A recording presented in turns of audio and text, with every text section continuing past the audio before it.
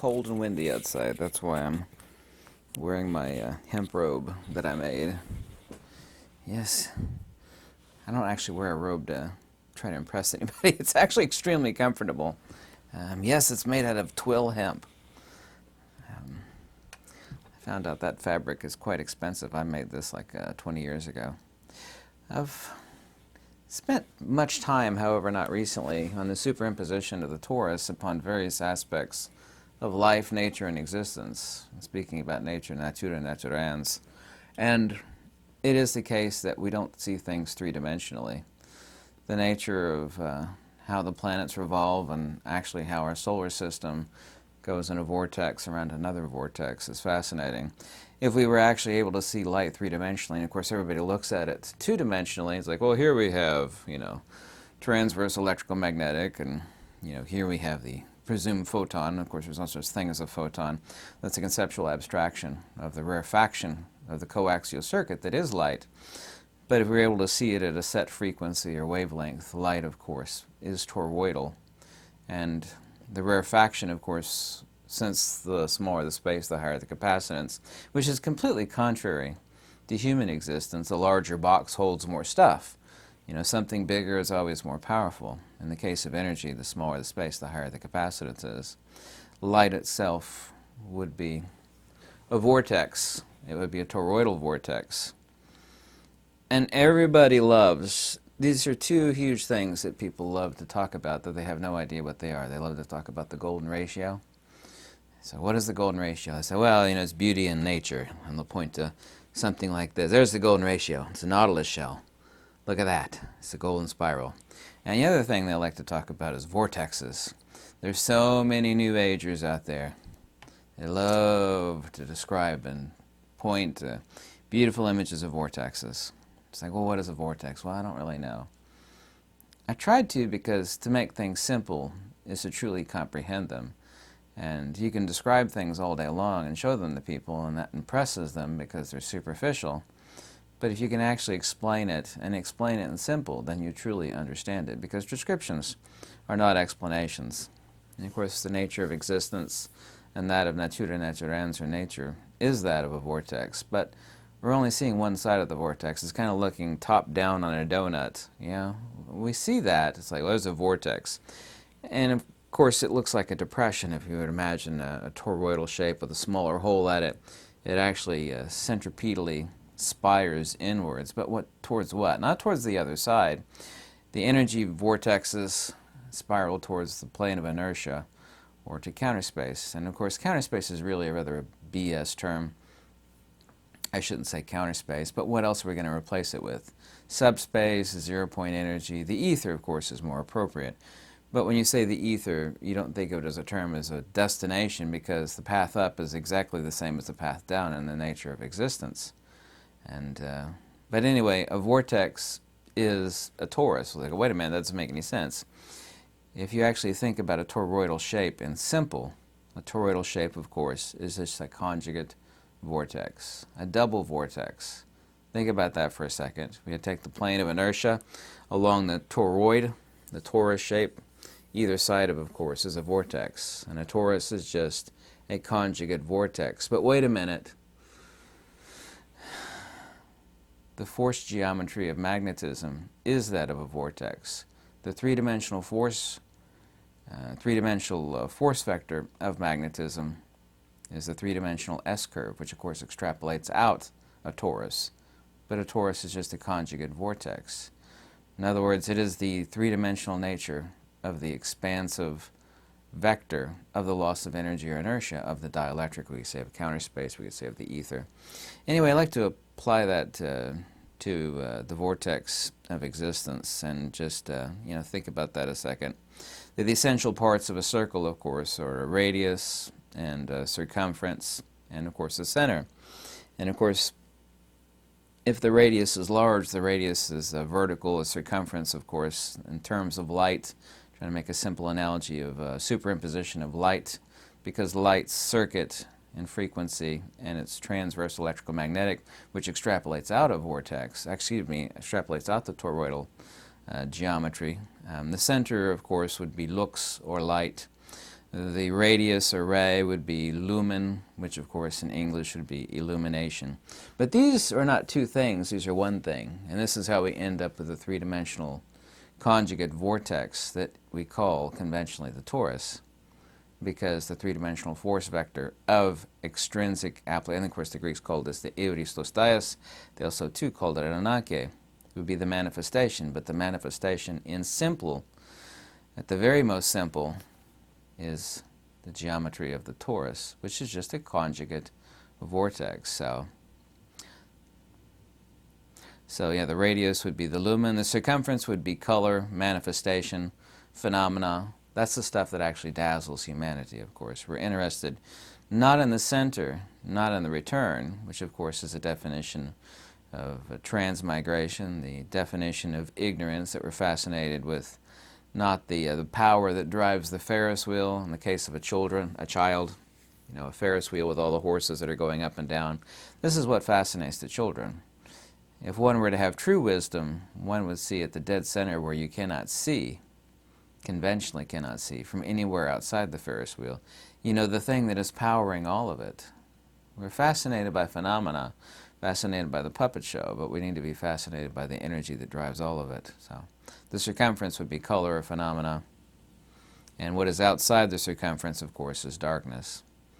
But we could get into another video and write an entire book about what darkness is, which is not a thing itself, rather a privation.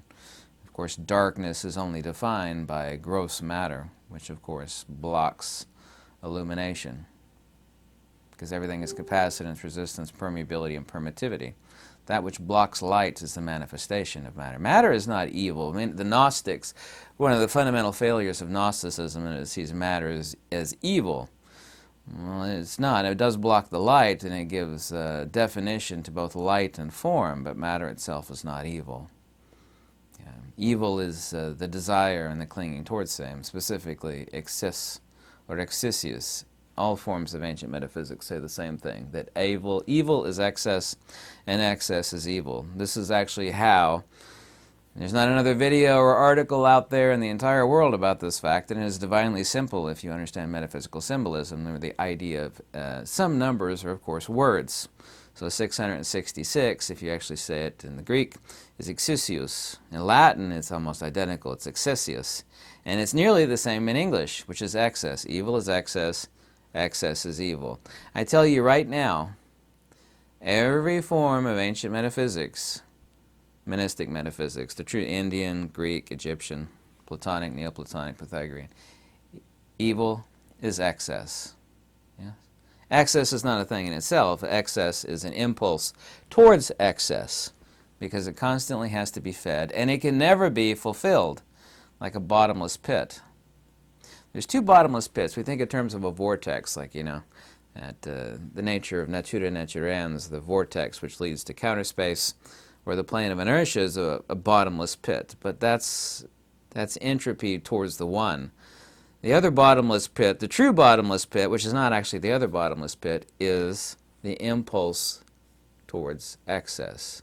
That is leaping off the torus towards the literal darkness, forms and phenomena. So there are two pits. One is towards fulfillment, transcendence, and liberation, and the other pit is evil. The impetus toward its excess, or excessius, which is a number, by the way. People say, oh, it's the number of the beast. Actually, it says the number of man. It says excess. The word, literally, and you can look this up too. Don't take my word for it. There are several ancient Greek and Egyptian words. Numbers, say 1,000. I'm not using that as an example. Complex numbers with 2 or 3 or more digits, usually 2 to 4 digits, which are a word. When you actually say the number, you're actually saying a word. So when you say excessius in the Greek, you're saying 666. It just means excess. But instead of writing excessius, you just write a number. This, by the way, folks, is called metaphysical symbolism. And I've not seen a book or an article or a video or anybody else has seen the blatant obviousness of that. So is it my discovery? Yes, it is. And it is also, too, undeniable and hyper-rational and logical. Anyway, getting back to the conjugate vortex of existence here. If there are many concentric circles, each circumference represents a level of reference of the world, i.e. a locus of composibles. You need to look that word up if you're not familiar with it. It's called composibles. Also, in any world, the center corresponds to the sun, of course, area to atmosphere, circumference to Earth. Further, the vertical rays will be male to the horizontal circumference, which is conventionally female, in this male-female conjugate, which is not a duality, but conjugate system, just as is the dielectric and the magnetic. We have a conjugate system throughout the entire universe. The position of the individual existing in time and space will always be at a radius that meets the circumference. Motion along the circumference will be temporal, while centrifugal or centripetal, meaning up or down motion, will be atemporal. Atemporal, meaning the inverse of time. Because time is not a thing. Time is a measure of mass and magnitude.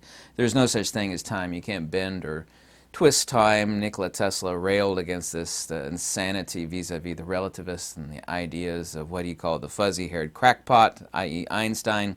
That notion that you could bend unicorn farts. He didn't say unicorn farts, that's mine.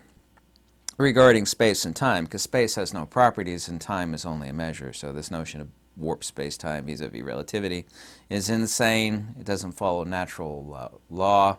It is irrational and untenable. So anyway,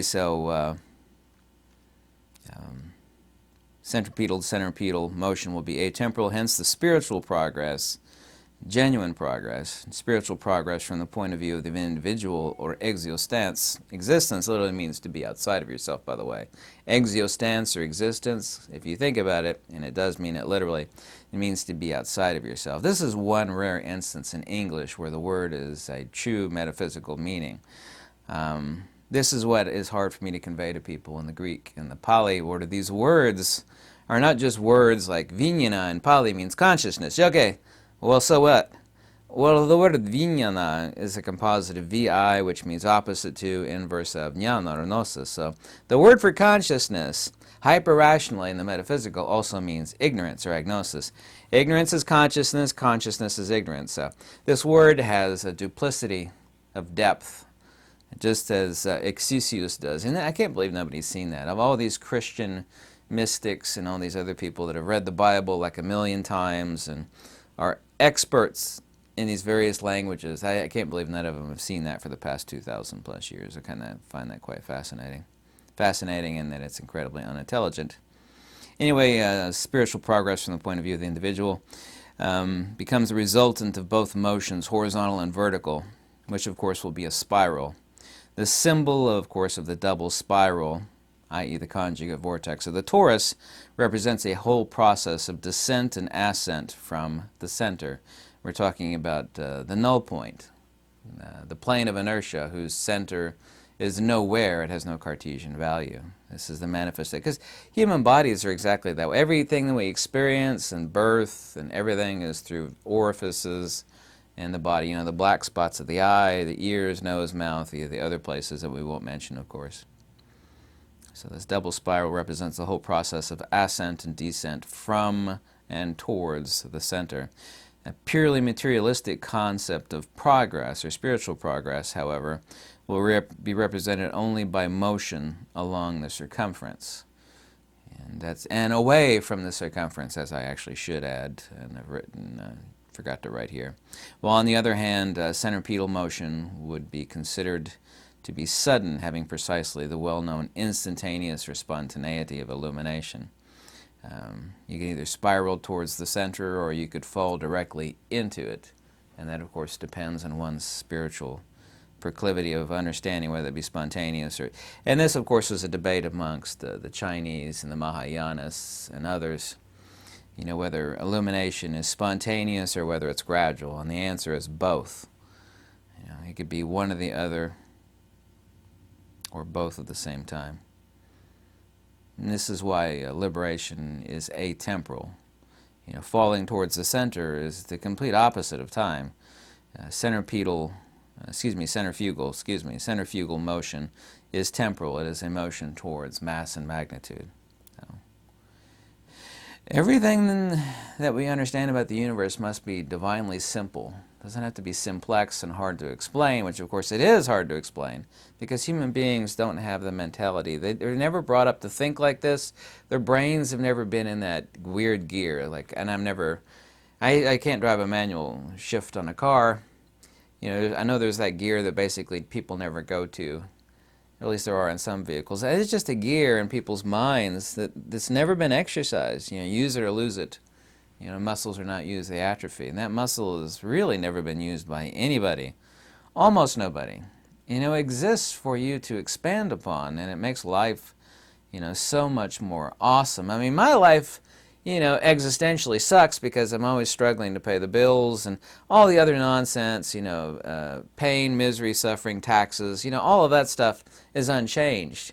It becomes wonderful on a transcendent level such that you're able to see clearly what's going on around you, and especially in nature. Most people walk by nature, they never look at it. And even if you look at it, you see it, but you don't see it.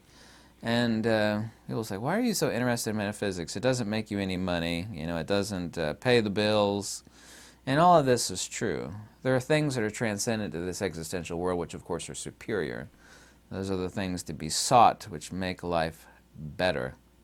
You can't put a price on, say, your children and your wife, for example, which I don't have. But it's the most rewarding thing in people's life. The things that have turned this entire world cannot be bought, and they can't be handled. That's why I love materialists. It's like, the entire world has been built upon things that you can't put under a microscope, you can't feel it or touch it. Things like hope, fear, love, hate, anger, desire. All of these things have built up the entire world. They're responsible for 99.999% of inventions. They're literally the oil and the gears that drive the entire world. And yet these materialists only believe in things that you could stick under a microscope and stick in your hand and palpate. And it's just ridiculous. I mean, what a myopic, unintelligent, insipid,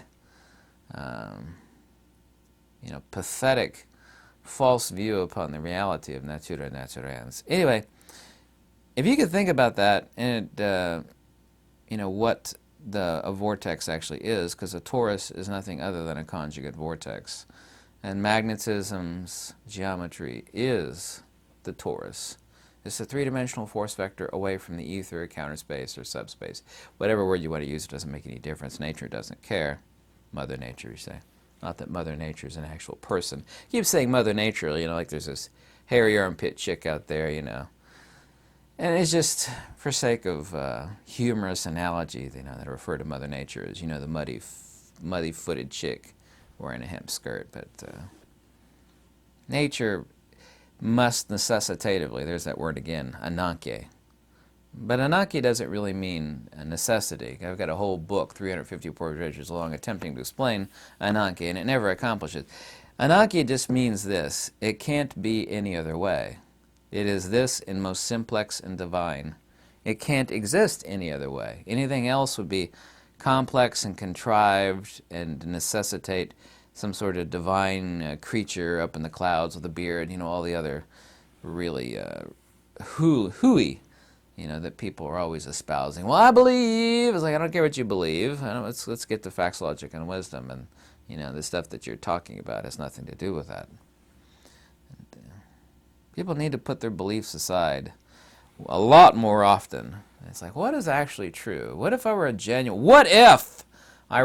truth seeker and I really wanted to know the mechanics of nature? People don't talk like that, do they? They don't, and that's unfortunate. That shows you how unevolved humanity genuinely is, which is unfortunate, but it is what it is, right? I hope you like this video. I hope it sheds some light on something, or a few things at least. Any donation is always warmly welcome, because I am a worldly being. I lead a simple life, but it's always taxes and bills and food and gas. I'm not living the high life, that's for damn sure. So anything is always warmly welcome. Or you can tell me how much you hate it. Thank you so much for watching.